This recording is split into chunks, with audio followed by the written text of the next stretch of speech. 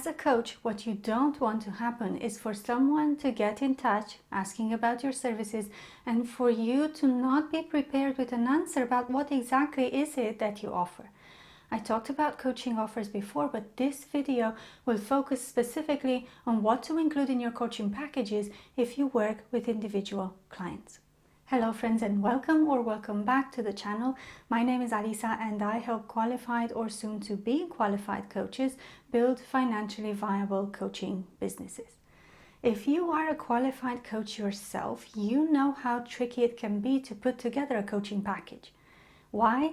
Because you offer pure coaching, a series of conversations driven by the client and without any predetermined structure. People who are not qualified coaches and confuse coaching with something else don't understand this. And neither do business coaches who advise you to take a step-by-step process of getting your client from point A to point B and essentially teach them a formula or methodology and create your coaching packages around it. That is not coaching. I offer a similar program where I take people through a well-defined process to build a coaching business, but my services are a blend of business mentoring, financial coaching, and business consulting. If I were to offer pure coaching only, I wouldn't be able to structure my program the way that I do. So, what do you do if you are a coach who wants to offer true coaching to your clients? How do you package it up? Grab a drink and let's talk about it. To begin with, I want to touch upon a few things I don't recommend doing. The first one is allowing clients to purchase one session of coaching on an ad hoc basis. This is problematic for a few reasons. Number one, it's very unlikely that the client will see a transformation in only one session. You're probably just scratching the surface at this point. However, if they don't see a transformation immediately, perhaps they won't come back for another session later. Number two, selling one-off sessions makes it very difficult to do any sort of cash flow projections or financial planning in your business.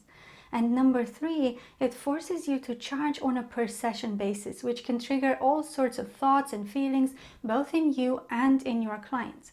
Inevitably, you and them will start to calculate the cost of 1 hour of coaching and compare it with how much you used to earn in your previous job or your existing one if you're still employed. The client might compare it with how much they are making per hour, etc. I've said this before many times, but you are not selling your time as a coach. That is not what clients pay for. Yet, selling one-off sessions forces you and them to think in those terms, and that comes from having an employee mindset. I talk more about it in this video. The title of this video refers to coaching packages, so stay away from ad hoc sessions as your main offering.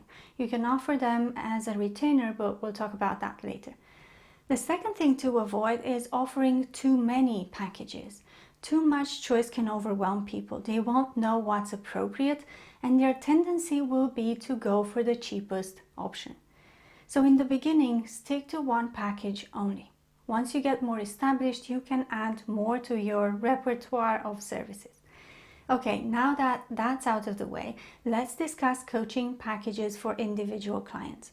This means you sell directly to the coachee and they will be the ones paying for your services, not their employer. The first thing you need to do before you create the package is to get a very good understanding of your client, the problems they struggle with, and their aspirations.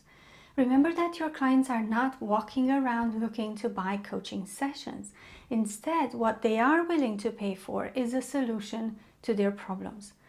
As coaches, we're not going to offer that solution on a silver platter, but rather guide them to finding that solution themselves.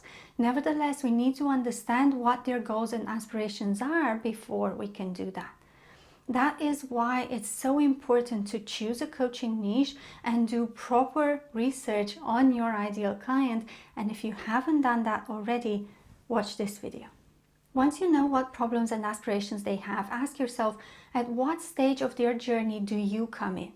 Let's say you are a career coach who helps mid-level managers advance to senior management.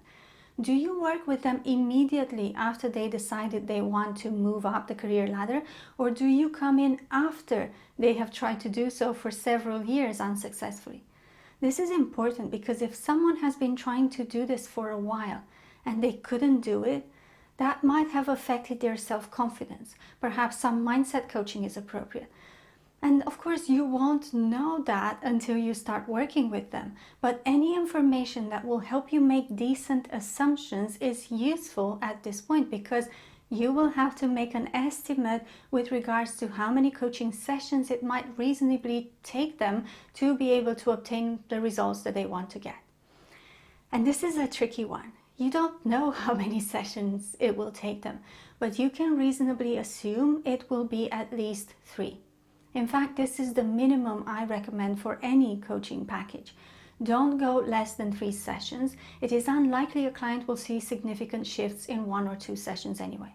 And beyond that, how many more sessions you add to the package on top of the minimum 3 will depend on the magnitude of the problem they want to solve.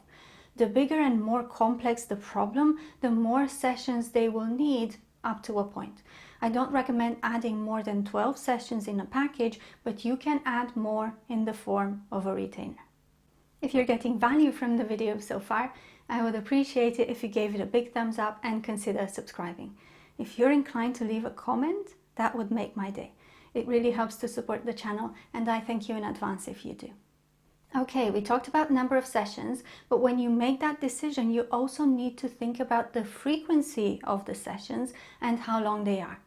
Usually they last for 1 hour, but I've also heard of 30 and 45-minute sessions, as well as 90 minutes and 2-hour coaching sessions. Again, this will depend on what is most useful for the client and your energy as a coach. For me, the longest I can do is 90 minutes. As for the frequency, it will depend on their needs and progress, so allow for some flexibility in there, but don't leave it entirely up to them. We all know what it's like. Life happens, things get in the way, etc. The problem with leaving too much time in between coaching sessions is that the client risks losing momentum and therefore loses motivation. They won't get the results that they expect, and the coaching engagement will drag on for a very long time, or they will even want to stop it. For that reason, I suggest a frequency of at least once a month, if not more often. I personally add a time limit to my program, meaning that clients have a certain amount of time to finish all the sessions, but within that time frame, it's up to them how often they want to see me. However, because of that time limit and the number of sessions included, it works out that if they want to finish all the sessions in the program, they will have to see me at least once every 3 weeks. Don't stress too much about how many sessions to include in a package. With time, you will start to see patterns and you can tweak it later. A good strategy for now is to do a minimum of 3 sessions, add a few on top if you have to, depending on the magnitude and complexity of the problem the client is dealing with, and offer the option to purchase a retainer if they still need guidance. Retainers can be structured such that the client pays you a monthly fee and they get access to you for a set number of coaching sessions or accountability calls every month, whatever it might be. They can use those sessions or bank them for later, but the monthly retainer is paid until one of you explicitly says that they want to stop it. Since I mentioned accountability calls, think about what other things you can add to the package that would make a real difference to your client. I see a lot of coaches throwing extras into the mix for the sake of it, not necessarily thinking it through with their client in mind. Instead of a personality profile, perhaps your client would find it more valuable to have a 5-minute accountability call every Monday, or to send you a progress report every week based on what they agreed to be working on in between sessions. Always add the extras with the client in mind. So let's recap. Don't sell one-off coaching services. Stick to one coaching package for now with a minimum of 3 sessions. Add more sessions according to the magnitude and complexity of the problem the client wants to solve, and consider offering a retainer at the end of the coaching engagement. Think about the length and frequency of the sessions and how that fits with your own capacity and time limitations. Consider adding a time limit to the coaching engagement as a whole, and add any extras with the client in mind, not because you want to bulk up the package or justify the price. Coaching alone is worth the money. In the next video, we will talk about putting together coaching packages for corporate clients, so stay tuned for that if it's of interest. Until then, thank you so much for watching. I'm Alisa, and I'll see you in the next one. Bye.